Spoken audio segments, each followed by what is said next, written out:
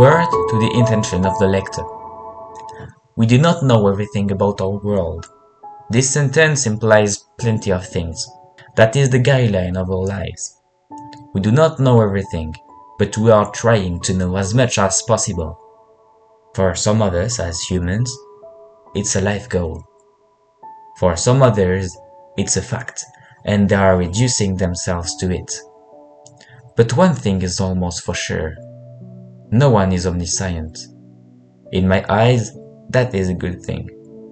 An omniscient being would not be happy to live. There would be no plot, not even a goal to reach. Because the omniscient will know that our world is doing cycles. Day cycles, week cycles, season cycles. I can continue on to infinity. Imagine a world in which this type of being exists. Imagine a world in which a love story starts. Imagine. The theory of timelines says it does exist. Have you ever heard about timelines? I will now tell you a bit about this simple theory. It says whenever someone makes a choice, our world is duplicated in two. One of them in which it does the opposite. It ensures that everything is true. 2 plus 2 is 5. Yes, maybe in other timelines. There even are timelines where love is not known. It's briefly explained, but I expect you, reader, understand me. All I just told you is going to be useful all in good time. All you need to know for the first chapter is that this is a true story, that I am the omniscient guy, and that love exists. This is where our story begins. A story. It was calm. We could hear birds twittering and the rhythm of the tide in the distance. In fact, Southern Nancy was a nice city to live in when you are a 16-year-old boy. There were good schools and lots of places where to go with your friends. In the city, there were parks, a beach, and some fast food restaurants where to eat. As we can imagine, streets were clean and not much noisy. There was full employment and no instability. Last time fighting was seen goes back a while ago. This is the portrait of a perfect city. But this calm atmosphere made people bored and prepared to jump at every gossip. The library of Southern Nancy was a light grey and modern build. It was the largest monument around there. Inside, students and readers could enjoy the perfect silence characteristic to the city. The 5th floor was Edwin's favorite place. Only hard heroic fantasy readers like him or people in quest for a precise book were venturing out there. In fact, it was Edwin's landmark since he has been one of the victims of Thousand Nancy gossips. This is how, when only 11 years old, the boy fell on heroic fantasy. He never looked up, and in a way, since today, it was a good thing for him. Today is Thursday, and as usual, Edwin went taking 1 or 2 night sandwiches books. He started 2 weeks ago the Emerald Nights, and the story was fascinating. Beetlemen are strong, in fact. Another book he had borrowed was a strange old manuscript entitled Studies about Wakashudo, Samurai's Love and the Joins between Geishas and Kabukis. The boy liked the red and gold binding, even though the long title looked boring. Edwin had a good feeling about this old book. Edwin went back by bus to the flat where he was living with his sister and parents. It was now 9 p.m. and after his long day at school, what better than chilling? On his bed, gazing at the red glow from the sun, the boy started to get lost in his thoughts. Half an hour later, his sister entered the room. Bro, Mom's calling for dinner! He glanced at her, surprised, and dropped a noise. Huh? She replied with a bit of annoyance. Move your lot in another word, guy, out of this bed. Violet was a brown-haired girl, always full of energy and who never did things in half. His brother was used to nickname her Insect because she was short and running everywhere. After a fast meal, Edwin opened for the second time the red and gold book. This book was talking about love, a concept Edwin never heard about. Love was described as an intense feeling of deep affection. This was similar to liking someone, but in a stronger fashion. Love for someone was also a form of physical attraction. The book was turning his mind upside down. This was the prologue only. He started the first chapter, Introduction to the Concept of Love. At this moment, Edwin entered a little caste of humans, the love knowers. In the past, love was known by all and integrated in the education of every teenager. Then, at midnight, Edwin knew more than ever about romance and life than ever before. He was not understanding why his civilization lost it. It felt crazy to him. Love was this unpopular. The sunset tickled the boy's eyelids. Then it was the turn of his alarm clock to yell in his ears. 7 a.m. But the worst was the insect in the kitchen who probably awaked all the neighborhood with her loud, energetic music. He shouted, "Insect! Turn this off!" But what only came back was an ironic. Never, little sweetie butterfly. From 11 to half past noon, Edwin had English literature class. This was the perfect time to start the third chapter. The introduction to what love was long but necessary.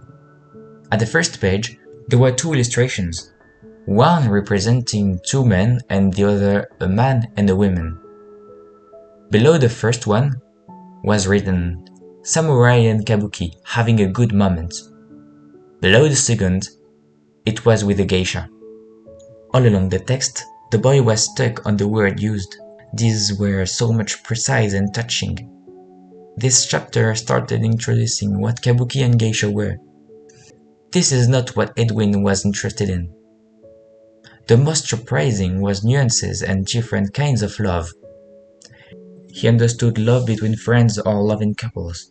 He learned about marriage settlement, including a lot of traditions and codes, all different in each countryside. He again got lost in his thoughts during the class, thinking about how love would feel inside of himself.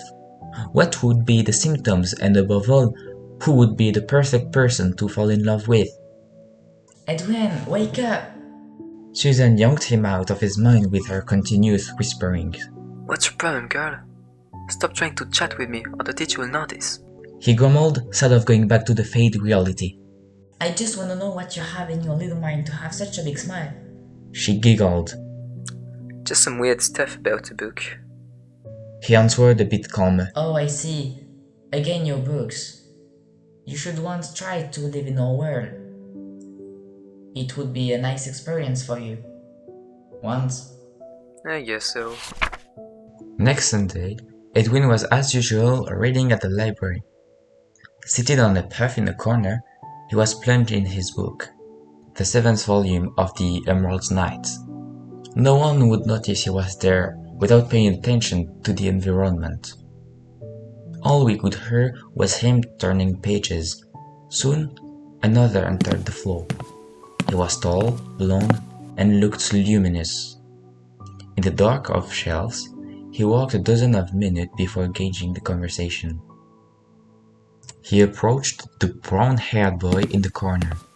He indicated his presence by clearing his throat. Yes? The seated boy looked lost. Yes. I'm sorry to disturb you this way, but you look like you're used to the place. I'm looking for the first volume of... what was it again? Let me search... Oh yeah, right. It's The Emerald Nights, said the newcomer.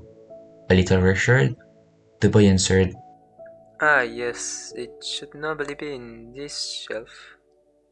He pointed the shelf in the blonde's backside, and continued. But it's actually in my bag. You're lucky, aren't you?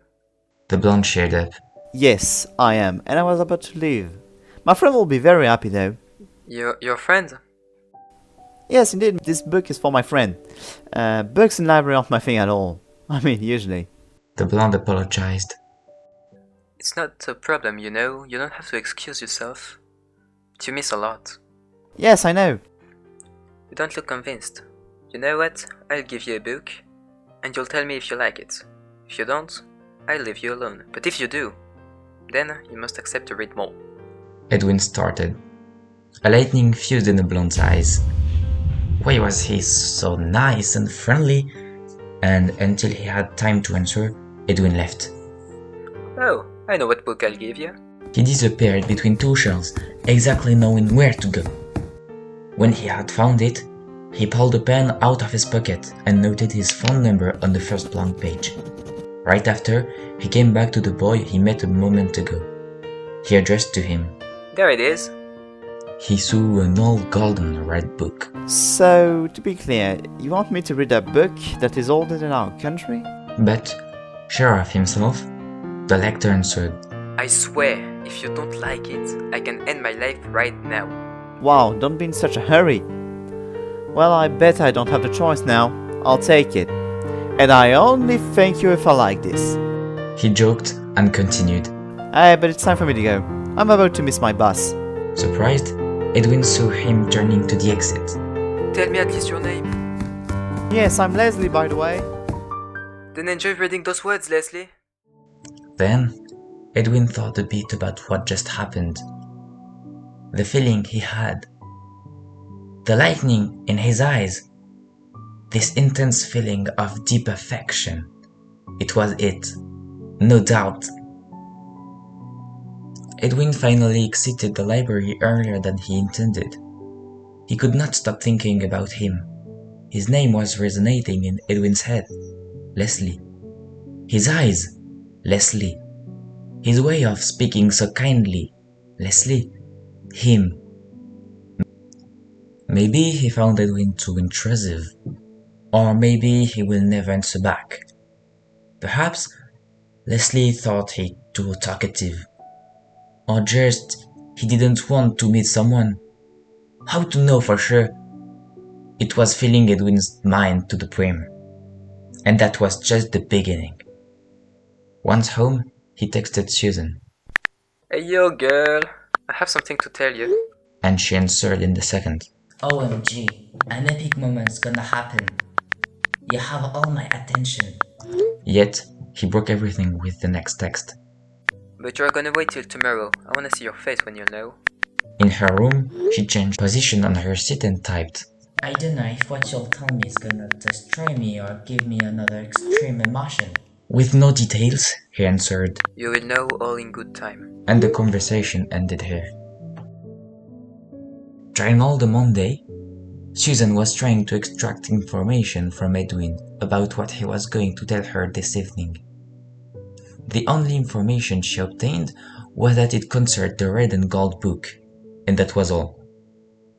Also, during the math lessons, she understood there was another person in the story, but she was not sure who. She promised she would not talk about this to anyone. The girl imagined everything after noticing he was checking his phone every time. Don't be in such a hurry. And no, I won't tell you anything until this evening. Was his answer. She was waiting all day long for the moment they will be in Edwin's flat to have a talk. And when 18 p.m. rang, she lugged him out of the school. The end for the unending search for inaccessible knowledge was now close. He firstly introduced the red and gold book and what he read in. Then he told her about the blonde-haired guy, why he came, and how he reacted when he received the red and gold book with Edwin's phone number inside. But, oh damn, I didn't give him the book he was looking for when he came. Wow, Reacted Susan. I hope for you he's cute. He half shouted. But he is! I just described him to you. She thought a second and said, Dolphin or rapist, mistrust their appearance, basic. Then he started singing with his clear voice.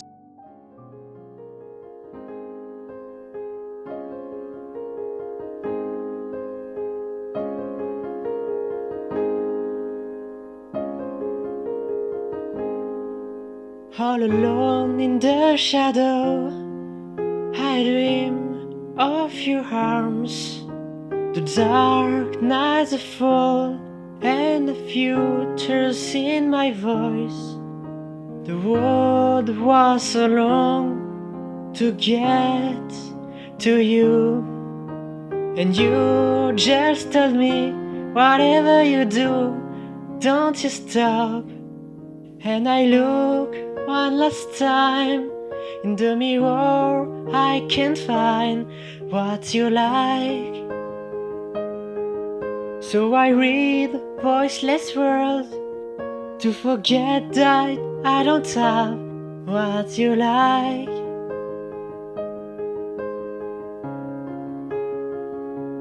What you like. All the world means a heart, all that men in a line.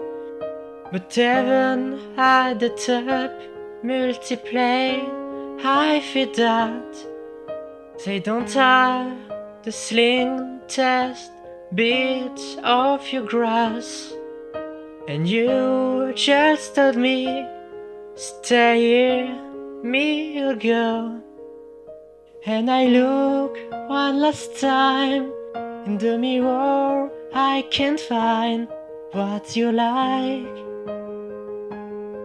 So I read voiceless words to forget that I don't have what you like.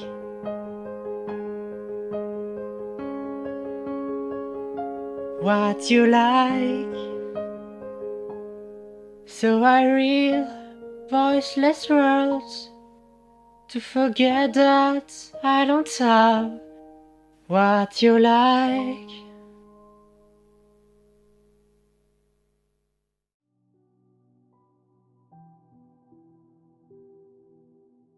After a moment of Susan watching him, she said admiratively, That's pitiful, dude. Even you confuse me with a musical comedy.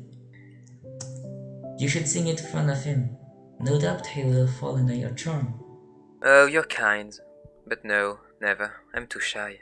And I won't feel easy doing it. she sighed, If you don't do anything, nothing will come to you like magic, you know? and a ring stopped her. Edwin's phone lighted up. It was a text from an unknown number. It feels like it does. He laughed. He took his phone and watched the text. It's him. Hi Edwin, I've started your book, and it is captivating.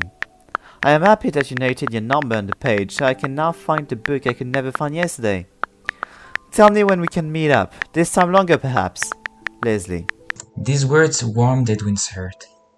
He was not too bad at the library. He was both reassured and excited. When will he see him again? Where? He wanted to answer, Just tell me a time and place and I'll be there. but Susan stopped him. He should not show he was that enthusiastic.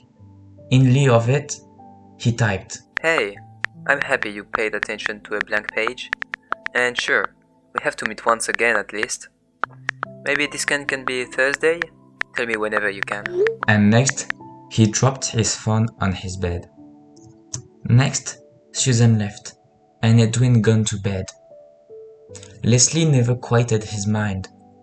He was in his thoughts. And what a happy day that was! The insect did not even come to bother him. Finally, he arranged his date for Thursday, at the library at 14. He never had been this happy. It was Thursday and the bell sung the end of the class. In the courtyard, Susan was talking to Edwin, Well, now is the time for you to face your fears. and he was stressing out. Yes, before I have to lunch and to take the bus. It's in a long time. She replied, Hell no. Don't stress, everything's gonna be alright. And don't forget he proposed himself this date. Yes, I know, but never mind. Yes, tell me, dude. I think I should go. Oh, don't tell me Edwin is afraid of a little blonde guy. That's it. You just don't want to confront your fears. Let me, Suze. he ended annoyed by his friend. But she continued, I assure you'll go. I won't give you the choice. That's what I expected. I will go, no worries. I just needed your approval. She laughed, Yeah, let me trust you. and the exchange was ended by the presence of the crowd. Then, at 14:15, Edwin was climbing the 4th floor. He took the place he usually had and where Leslie found him last time. He brought a book. A chapter for him and a walk for Leslie later, the other blonde boy entered the room. Hi, I know it's not the best place to talk, but I've seen you last time you were particularly feeling good here. And I guess there won't be someone anymore there. Leslie said between two smiles. Edwin's heart started to run riot. He only could say, Hi. Yes, you guessed it. he panicked. Was this sentence welcome? No, but never mind. Try to concentrate on the sentence that is coming. Are you okay? You look somewhat disturbed, in fact.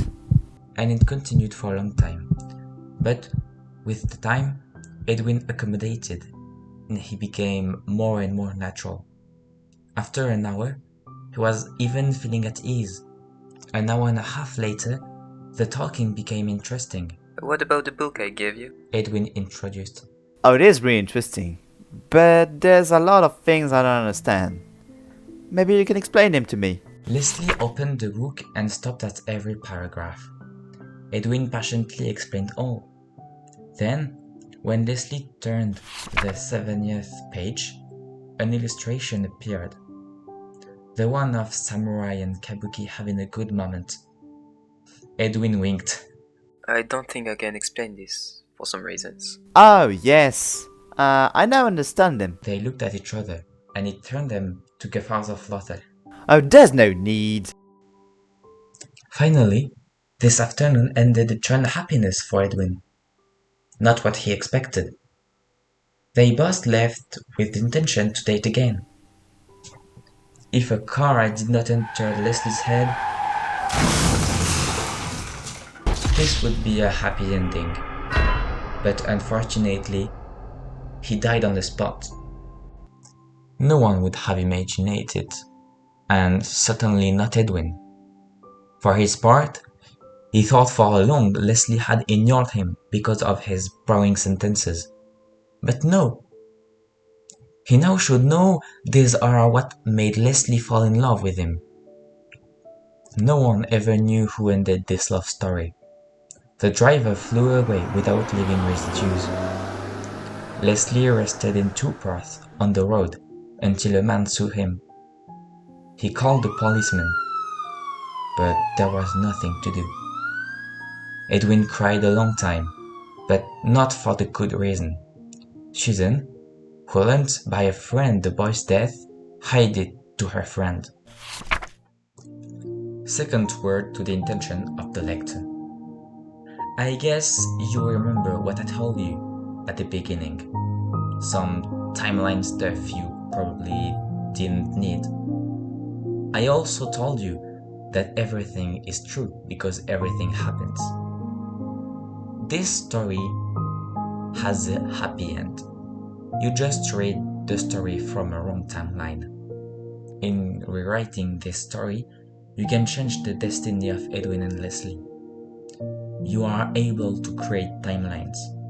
Mind it. You are as much a writer as I am. Write your world. Dear lector, dear writer, dear whoever, sincerely yours.